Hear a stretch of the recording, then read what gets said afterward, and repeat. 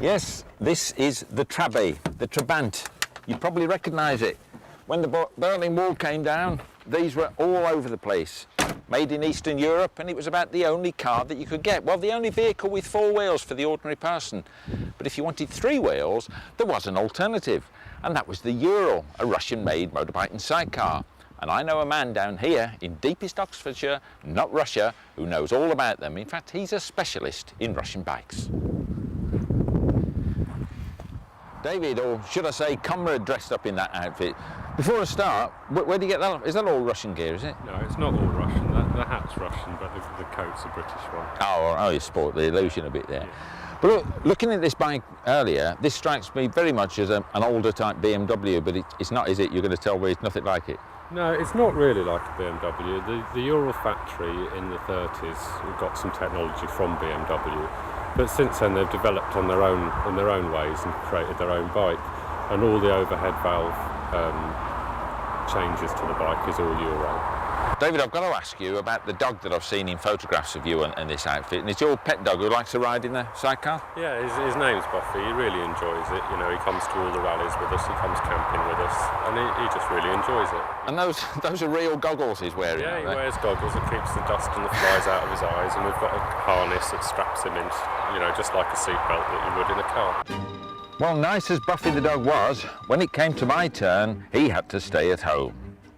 Now, sidecar driving really is an acquired taste, but in a few miles, fears of the sidecar overtaking me disappeared, and I could concentrate on the outfit as a whole. Right, well, the first thing to concentrate on is the engine, I suppose. It's 650cc, a flat twin, as we said earlier. Comes complete with an alternator. Up the front there, no points, electronic ignition, so it's not that old. Air cleaner tucked away in there. Now, looking at the front of it, you can see it looks very different to any modern bike that you've seen. Mudguard very, very high. That's because it's actually clamped to the upper forks there, not the lower ones. Allows the wheel to move up and down inside these massive valance guards. So you're not going to get any mud splashing on you from that little lot, are you? Hefty front forks, and equally a massive front wheel. If you come down here with me, you can probably see the strength of these spokes here. They really are chunky, ideal for getting through fields like this. That front brake, twin leading shoe job, pretty effective. It does its job. Blooming good job, I suppose. Coming back here, shaft drive, of course. A favourite of mine, shaft drive. Gets rid of all those messy chains, and if you're going to use a bike in rough environment, it's ideal. Little damper in there to take all the shocks out. Shaft, exposed shaft to the rear wheel, bevel drive in the back wheel there, and again, hefty spokes there. Swinging arm rear suspension. But if you get a bit closer up here, this bit's clever. This little lever here is reverse gear, and this is a real reverse gear, not like you get on the new BMWs all gold wing where they use the starter. This one is actually a gear. Snick it back and away you go. And it's got a little handbrake on here. All you have to do is put the brake on and plonk that down.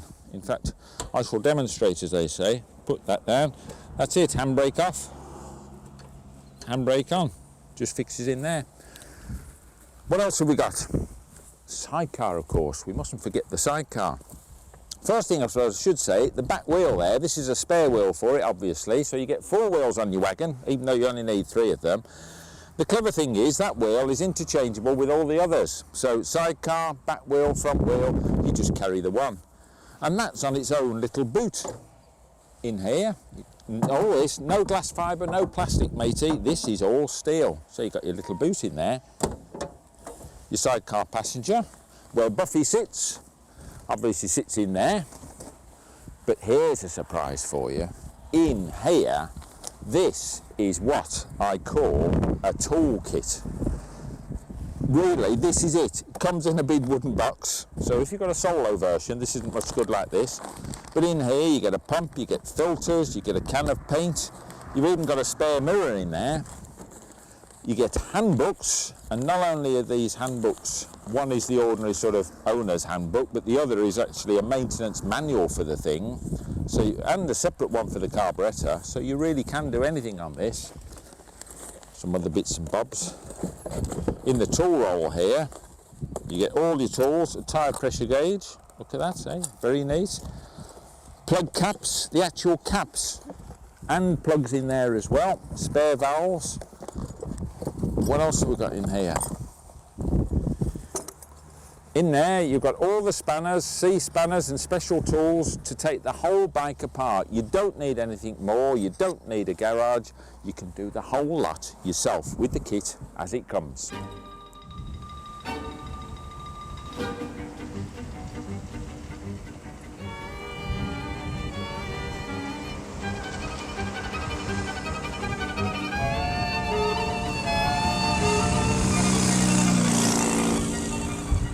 Now the engine certainly reminds you of times gone by. You just listen to this. Hear that? It just chugs away. And it's really sweet. There's something quite sort of, well, there is something nice about it. Nothing fussy about that. Anyway, I'll stop listening to that. Take this handbrake off down here. And now I'm going to demonstrate reverse gear, because this is really cool. Hear that? There it goes. Bye. Clever, eh? The outfit will cost you £4,295 on the road. Or, if you just want the solo, it's just £3,045 on the road.